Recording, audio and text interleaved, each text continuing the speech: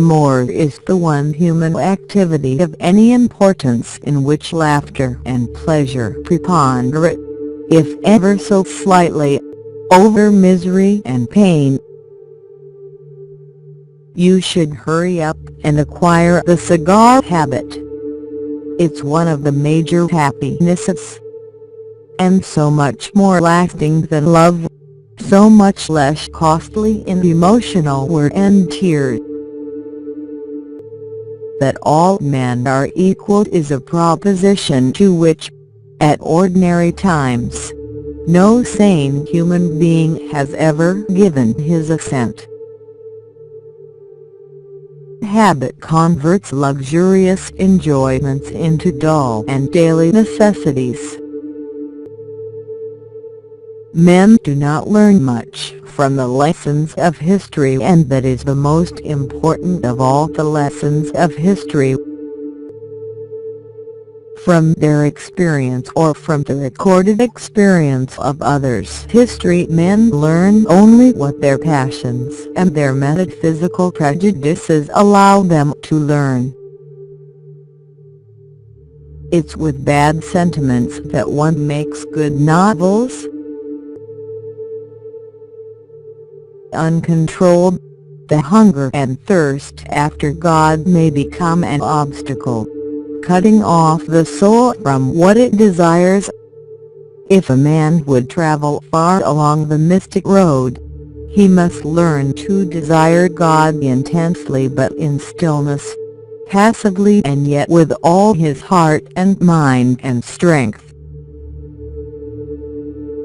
It was one of those evenings when men feel that truth, goodness and beauty are one. In the morning, when they commit their discovery to paper, when others read it written there, it looks wholly ridiculous. De Soto is the one completely consistent and thoroughgoing revolutionary of history. What we feel and think and are is to a great extent determined by the state of our ductless glands and viscera.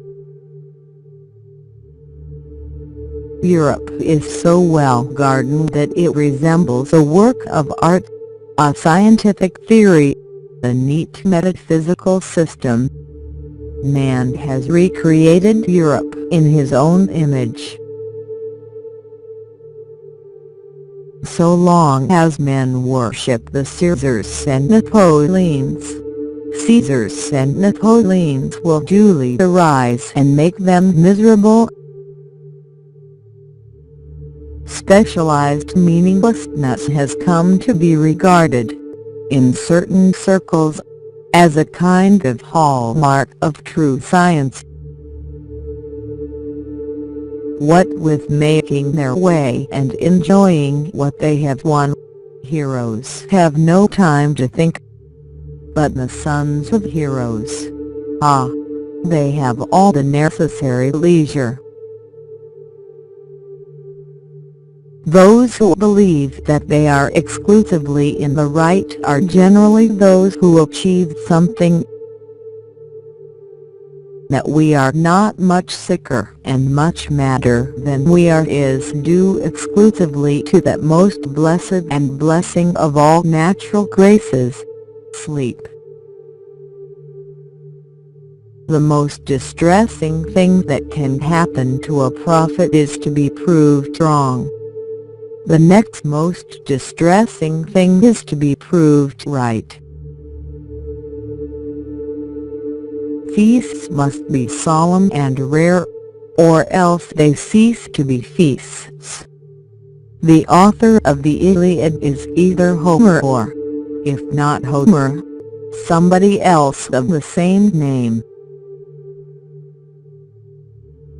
Official dignity tends to increase in inverse ratio to the importance of the country in which the office is held. Like every man of sense and good feeling, I abominate work. The finest works of art are precious, among other reasons, because they make it possible for us to know, if only imperfectly and for a little while, what it actually feels like to think subtly and feel nobly. There are born victims, born to have their throats cut, as the cutthroats are born to be hanged. Orthodoxy is the die-hard of the world of thought.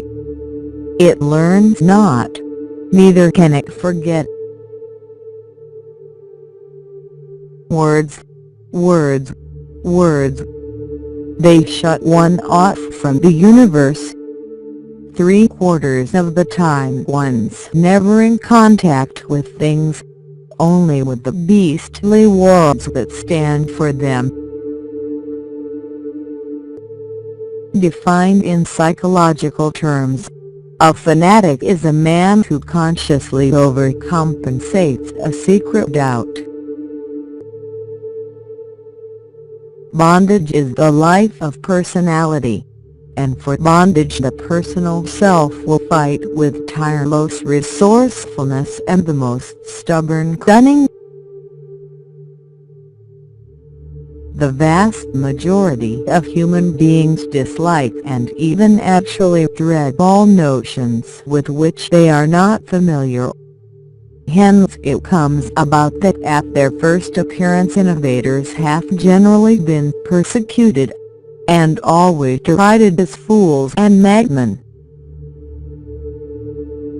We participate in a tragedy.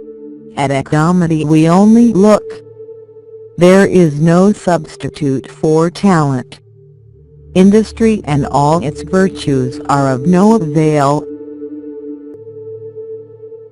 All gods are homemade, and it is we who pull their strings, and so give them the power to pull ours. Writers write to influence their readers, their preachers, their auditors, but always, at bottom, to be more themselves. Like every other good thing in this world, leisure and culture have to be paid for. Fortunately, however, it is not the leisured and the cultured who have to pay. A belief in hell and the knowledge that every ambition is doomed to frustration at the hands of a skeleton have never prevented the majority of human beings from behaving as though death were no more than an unfounded rumor.